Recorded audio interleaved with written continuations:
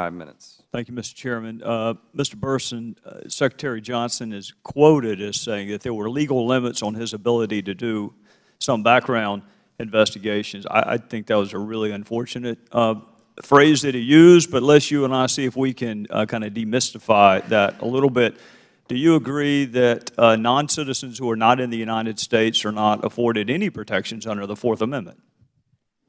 That's my understanding, Mr. Gowdy. Well, you were a U.S. attorney. You're being modest. Not only is that your understanding, it's also the law.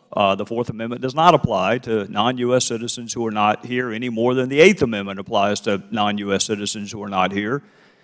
Would you agree with me that there is no legal bar to accessing data from non-citizens who are not present in the United States?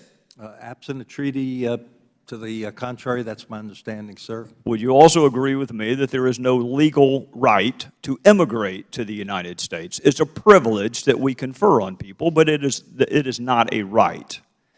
That's correct, sir. So would you also agree that you can condition the conference of a privilege on just about anything you want, so long as you don't violate a treaty or the Constitution? Or the Constitution. But you made, I'm sure, extensive use of polygraphs when you were the United States Attorney. From time to time, yes, sir. All right, and they're not admissible in court, are they? Not generally, no. But we still use them because they're a very effective investigative tool. Do we use them in the vetting of people who want to come here? With regard to immigration benefits, I'm not familiar with the policy in the refugee context. We do not regularly use a polygraph. If there's significant doubt in the operational component, given the border authorities that ICE and CBP have, typically the decision would be made to bar entry rather than to go to the extent of trying to ascertain veracity. But you and I didn't just use polygraphs in our previous lives because we had doubt. Sometimes it incensed the person to want to embrace the truth when they think it might be a threat that they're going to be polygraphed. I mean, you certainly can't admit it in court.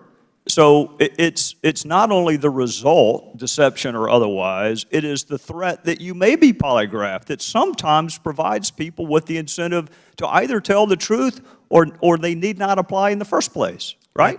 That can be one reaction from an individual, and I'm not aware, Mr. Gowdy, of any policy that would prevent that. I'm also not aware operationally, as a former CBP commissioner, that it's been used in any regular way. Well, let me tell you where I find myself. I just listened to Ben Rhodes give a series of words like extensive, thorough, careful. I have heard tough. I have heard multiple, all in connection with the word vetting. It's all amplified the word vetting. And I just sat here and thought, well, if all of that was true, how did we miss the lady in San Bernardino? As the FBI director said, Mr. Gowdy, and I think is the fact that there was nothing in the system that we used that would pick that up. There was no data that we would turn into actionable information to deny admission. I get you, Mr. Burson, but I got to be candid with you. That doesn't make me feel any better. I mean, it's one thing to argue that there was information there and we missed it. That's one set of corrective measures. Right. It's another thing to argue, as I hear we are currently arguing, this administration, that we missed nothing. So we have someone willing and capable of killing 14 people, and there was nothing in her background that this administration says we missed or should have picked up on, and yet there's still 14 dead people. So how does that make us feel better? Mr. Gowdy, I think I don't think anyone would gainsay the sense of tragedy, and I don't think anyone's saying that were that information, that data in the system, that we would not all be relieved and thankful if it had led to the apprehension of those murderers. But the issue that you asked is factually, were there data in the system by which we could tell that this risk existed? And the answer to that is no.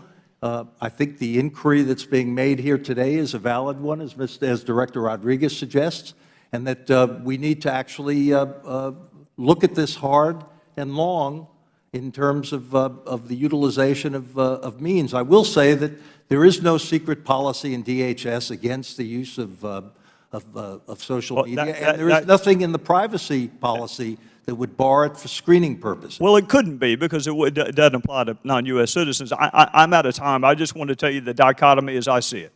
We have a choice. We can either tell the American people that our process and our systems are flawed and that we have missed information that is otherwise available and let them deal with that, or we can just tell our fellow citizens we missed nothing. We did everything we were supposed to do, and there's still 14 funerals in California, so you just need to get used to the risk. Neither one of those is acceptable, I would argue to you. Mr. Gowdy, I've not heard anyone who was involved in law enforcement or in the Homeland Security enterprise that wouldn't say that we need to strengthen our systems. We've been doing that continuously for the 14. Gentleman's time has expired. Forgive me for noticing the trend of extending time, but I will yield back. Yes, you will.